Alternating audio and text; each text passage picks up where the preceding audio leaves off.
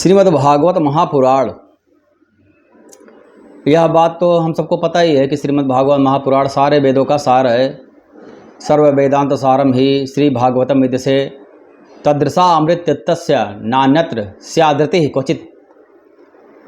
इसके जैसा नशा वाला और कोई भी भागवत महापुराण बना ही नहीं है।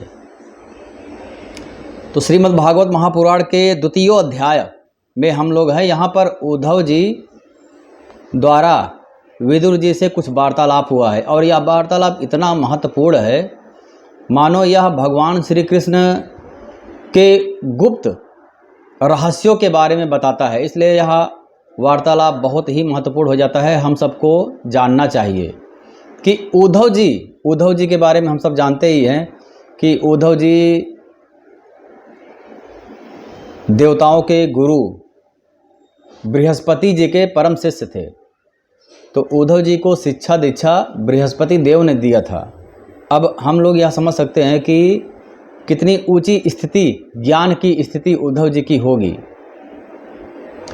और संतों का भाव यह होता है कि उद्धव जी भगवान श्री कृष्ण के समान ही दिखते थे। उनके मित्र भी थे, उनके भाई भी थे।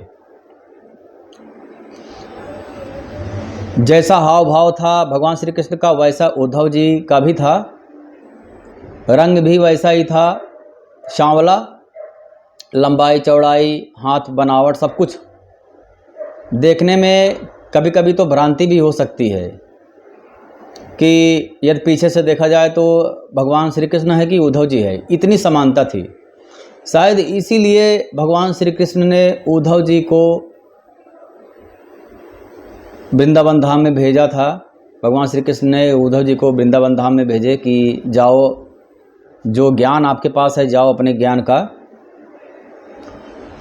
का जो प्रकाश है वह गोपिकाओं को प्रदान करो। और गोपिकाएं जो हमारे प्रेम में हमेशा रोती रहती हैं, दुखी रहती हैं, यह माया में पड़ गई है, हमारे प्रेम अर्थात माया में पड़ गई हैं, यह मेरा है, या ये तो शारीरिक एक लगाव है और कुछ नहीं है। तो आप जा करके परम ज्ञान प्रदान करो और उनको मुक्त करो, इस दुख से मुक्त करो। तो भगवान श्री कृष्ण ने उनको एक पत्र लिख दिया था और अपने जैसे वस्त्र, हाव भाव सब बना करके भेजे थे कि शायद पहले तो गोपिकाएं यदि किसी और की तरफ तो देखती ही नहीं थी। यदि उनको लगेगा कि शायद भगवान श्री कृष्ण ही आए हैं तब देखे। इसलिए तुम मेरे जैसा दिखते हो तो अपना मुकुट और अपने जैसे जो भी वस्त्र थे सब पहना करके भेजे कि भाई एक नज़र में गोपिकाओं को तो ये याद आ जाएगा, हाँ भाग मेरा जो कृष्ण है ऐसे ही है, मेरा कान्हा ऐसे ही है। इस भाव से शायद देख लें। उसके बाद तुम अपना ज्ञान का जो भी है पढ़ा देना तोते जैसा। तो यहाँ पर उद्धव जी की अवस्था के बारे में हम लोग बात कर रहे हैं। उद्धव जी भगवान श्री कृष्ण के साथ ही रहते थे और ज्ञान में कभी कभी भगवान श्री कृष्ण उद्धव जी के साथ वार्तालाप होती थी कि कैसे किया जाए, क्या छोटा है क्या बड़ा है, जो भी बातें होती थी। अर्थात भगवान श्री कृष्ण के समान ही कह सकते हैं, ज्ञान में थे। ज्ञानी उतने थे जैसे भगवान हैं, स्वयं भगवान के बराबर परम ज्ञानी। तो उन लोगों में आपस में बात भी होती थी, कभी कभी परामर्श भी भगवान श्री कृष्ण लेते थे। तो ऐसी अवस्था थी उद्धव जी से। और यहाँ पर विदुर जी मिले हैं तो विदुर जी निश्चय ही, कोई भी मिलेगा तो पूछेगा ही कि आप बताओ बचपन में भगवान श्री कृष्ण के साथ में आप तो रहे हो, बताओ कैसी अवस्था थी और क्या क्या भगवान श्री कृष्ण के लीलाओं के बारे में बताओ। तो यहाँ पर दिया गया है, सुखदेव जी बता रहे हैं, इति भागवता पृष्ठा सत्रावार्ता प्रिया छयाम प्रतिवक्तुम न चोसे औत्कंठया तस्मारितेश्वर। कुछ बताओ। जब विदुर जी ने परम भक्त उद्धव जी से इस प्रकार के प्रश्न पूछे कि कृष्ण से तुम्हारा संबंध बहुत अच्छा था, बताओ उनके लीलाओं के बारे में, तो उद्धव जी एक बार तो शांत हो गए। प्रेम में लगता है जैसे कि प्रेम के सागर में डूब गए, क्योंकि उनको पुरानी यादें आ गई कैसे भगवान श्री कृष्ण लीलाएं करते थी, गोपिकाओं का प्रेम। अब ये तो बात तो सबको पता ही है कि गए थे ज्ञान का प्रकाश देने के लिए और खुद आ गए, प्रेम के दलदल में डूब गए एकदम से, मानो वहाँ से आए तो हाव भाव ही उनका बदल गया था। प्रेम ही सबसे बड़ा है। ये तो महादेव जी भी माता आदिशक्ति को समझा रहे हैं कि हरि व्यापक सर्वत्र समाना, हर जगह समान ही है, परंतु प्रकट नहीं होते हैं। प्रकट कैसे होते हैं? प्रेम ते प्रकट हो ही में। जहाँ तक मुझे पता है भगवान सब जगह है, परंतु प्रकट होते हैं प्रेम से। भगवान से यदि प्रेम करोगे तो प्रकट हो जाएंगे। मीरा जी हैं, विष का प्याला पी ले गई। भगवान श्री कृष्ण में इतने प्रेम, यदि कोई भी प्रेमी होता है, अभी भी कलयुग में भी कोई भी बच्चा है, कोई भी नवयुवक है, यदि किसी के प्रेम में पड़ जाता है तो उसको कुछ सुधि बुद्धि नहीं रहती है, चलता चला जा रहा है, कितना भी बुलाओ सुनेगा ही नहीं, क्योंकि उसका मन भगवान में, अर्थात भगवान अर्थात उसके जिससे वह प्रेम करता है। मैं तो मतलब गोपिकाओं के लिए है, गोपिकाओं का तो मन भगवान में है, परंतु जो वास्तविक जो माया में पड़ गया है, अर्थात किसी स्त्री से प्रेम कर रहा है, तो चले जाओ बुलाते रहो, सुनेगा ही नहीं। तो प्रेम करो तो किससे करो? इसीलिए तो बताया जाता है कि भगवान से प्रेम करो ना। मतलब पारम आनंद अगर प्राप्त करना है तो भगवान से प्रेम करना चाहिए, और यदि माया में पड़ना है तो माया रूपी जो रिश्ते नाते हैं इसमें प्रेम करो। ये मनुष्य को भगवान ने विवेक दिया है, विवेक किसी और पशुओं को नहीं दिया गया है, मनुष्य को भगवान विवेक दिया है। विवेक से वह यह समझ सकता है कि मेरे लिए क्या अच्छा है और क्या बुरा है। बहुत सुंदर प्रसंग है। श्रीमद् भागवत गीता क्यों इतना ज़्यादा महत्वपूर्ण है? बड़े बड़े साइंटिस्ट लोग भी गीता को नमस्कार करते हैं और गीता में जो भी बात बोला गया है उस पर रिसर्च भी करते हैं। ब्रह्मा विष्णु महेश, हमारी भाषा में, आध्यात्मिक भाषा में, और इलेक्ट्रॉन प्रोटॉन और न्यूट्रॉन साइंटिफिक भाषा में, वो लोग उस हिसाब से समझते हैं और हम लोग भक्ति भाव के हिसाब से समझते हैं। तो क्यों श्रीमद् भागवत गीता इतना महत्वपूर्ण है, हम इस पे थे।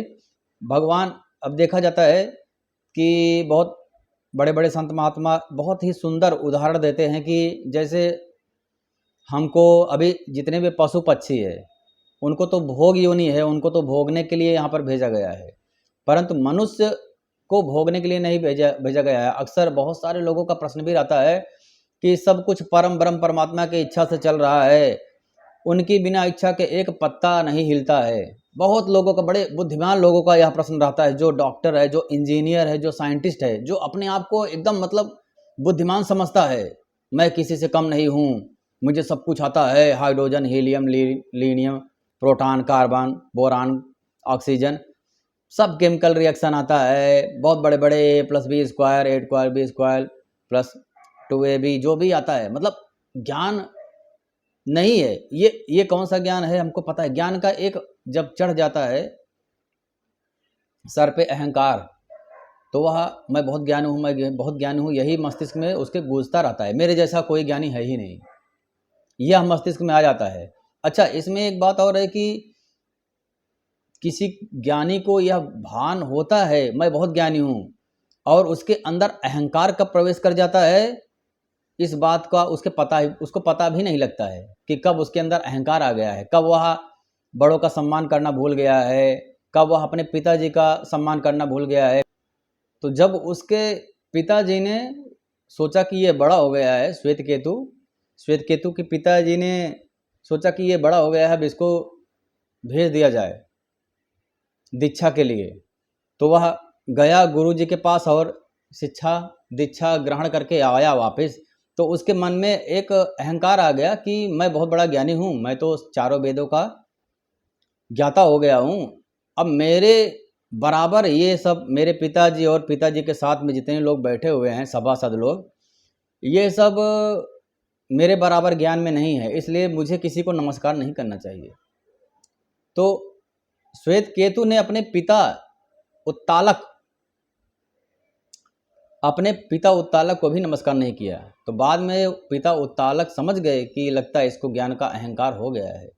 तो पिता उत्तालक ने उनको श्वेतकेतु को बुलाया अकेले में, पुत्र तुम बहुत ज्ञान प्राप्त करके आए हो, तो एक प्रश्न पूछता हूँ, बताओ ऐसी कौन सी वस्तु है, ऐसे कौन से ज्ञान है जिसको जानने के बाद और कुछ जाना नहीं जा सकता है, उसके सारे शंका का समाधान हो जाता है, उसको जानने के बाद और कुछ जानने की आवश्यकता ही नहीं रहती है।